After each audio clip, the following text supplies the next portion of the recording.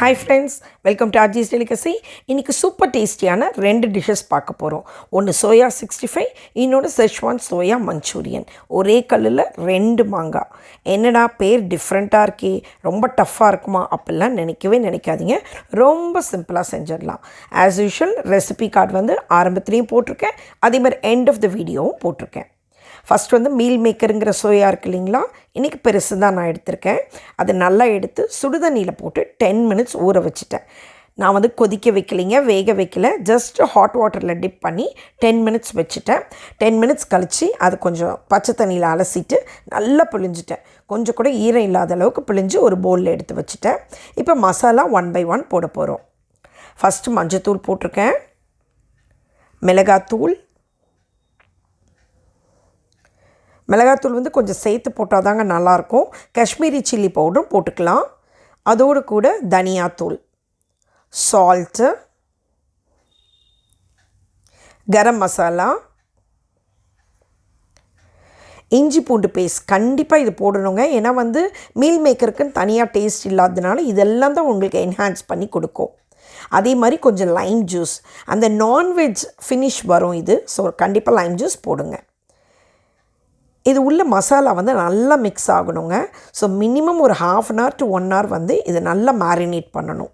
அப்போ தான் அந்த டேஸ்டெல்லாம் உள்ளே இறங்கி இருக்கும், இல்லைன்னா ரொம்ப சப்புன்னு இருக்கும்.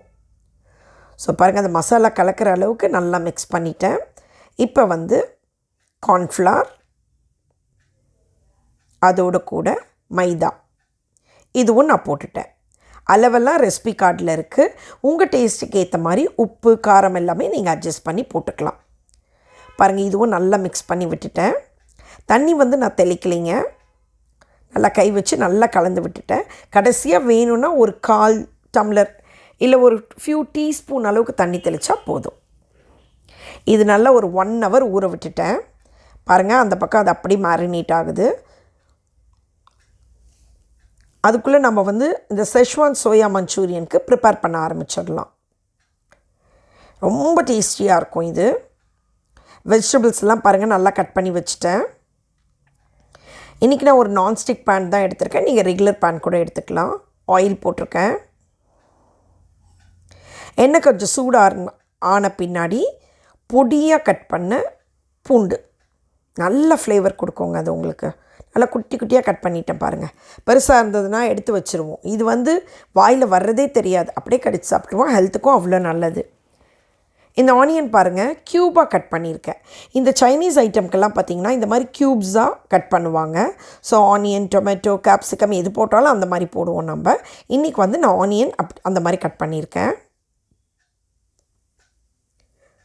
ரொம்ப கலர் மாறணும்லாம் இல்லைங்க, ஓரளவுக்கு லைட்டாக நீங்கள் ஃப்ரை பண்ணால் போதும்.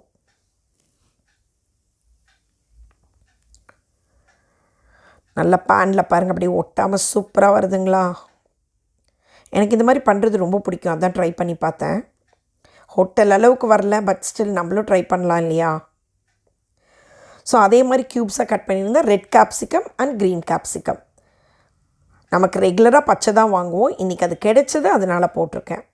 உங்கள் சாய்ஸ்க்கு எது இருக்கோ ஆனால் போடுங்க, அது செம்ம டேஸ்டியாக இருக்கும். கொஞ்சம் சுகர் போட்டிருக்கேங்க. சர்க்கரை போடும்போது என்னென்னா இந்த அனியன்ஸ் அப்புறம் இந்த கேப்சிகம்லாம் க்ரன்ச்சியாக இருக்கும், அதுக்காக அந்த சுகர் போடுறோம். இது தாங்க main ingredient. Schezwan chutney Ching's brand, bakers brand எல்லாத்துலேயுமே கிடைக்கிது. செம்ம டேஸ்டியாக இருக்கும், கொஞ்சம் காரமாக இருக்கும். நம்ம ஊறுகாவே தான், பட் அவங்க ஸ்டைலில் இருக்கும். அதோட கூட டொமேட்டோ கெச்சப்பும் சோயா சாஸும் போட்டிருக்கேன். சோயா சாஸ்லாம் போட்டால் தாங்க இதுக்கு டேஸ்ட்டு. பாருங்கள், இது போட்டோடனே இந்த கலர் எப்படி மாறி வருது பாருங்களேன்.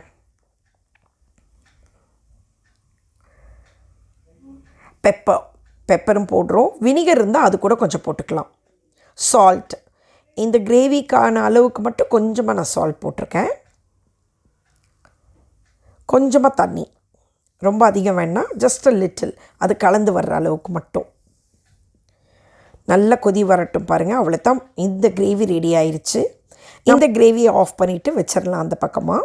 இந்த சோயா 65க்கு ஜஸ்ட் ஒரு 2 டீஸ்பூன் அளவுக்கு தண்ணி தெளித்து அதை மிக்ஸ் பண்ணிட்டேன். பாருங்கள், இப்போ 1 by 1 எடுத்து நல்லா ஹாட்டான ஆயிலில் போடுறோம். கொத்தா போட்டிங்கன்னா ஒட்டிக்கும். ஸோ ஒரு ஸ்பூன்லேயோ இல்லை கையிலையோ தூரம் நீங்கள் போட்டிங்கன்னா பெட்டராக இருக்கும். என்னடா ஃபுல்லாக க்ரௌட் பண்ணுறோம், ஆயில் ஃபுல்லாக போடுறேன்னு நினைக்காதீங்க.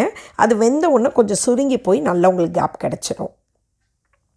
இது போட்ட உடனே அதை போட்டு மிக்ஸ் பண்ணாதீங்க, அது உடஞ்சிக்கும், அப்புறம் ஒட்டிக்கும். இந்த மாதிரி கொஞ்சம் நேரம் கழித்து ஒரு ஃபோக்கோ இல்லை ஒரு ஸ்பூனோ வச்சு லைட்டாக நகர்த்தி விட்டிங்கன்னா பாருங்கள் எவ்வளோ சூப்பராக செப்பரேட் ஆயிடுச்சு. இப்போ மெதுவாக அதை திருப்பி விட்டு எல்லா சைடும் வேகிற அளவுக்கு விட்டுறணும். ஒரு 1.5 மினிட்ஸில் பார்த்திங்கன்னா நல்லா வெந்துடும். இதை தனியாக எடுத்துடுறோம். அவ்வளோதாங்க 65. இது வெறும் அப்படியே சர்வ் பண்ணால் நல்லா இருக்காது இல்லைங்களா? ஸோ அதனால் என்ன பண்ணுறோன்னா இந்த 65க்கு கொஞ்சம் அலங்காரத்துக்காக நம்ம கருவேப்பிலையை டீப் ஃப்ரை பண்ணி போட போகிறோம். பாருங்கள், இது போட்டு தான் அவ்வளோதாங்க சோயா 65 கம்மன் ரெடி ஆயிடுச்சு. இதில் இன்னொரு சின்ன டிப் நான் கொடுக்கட்டுங்களா?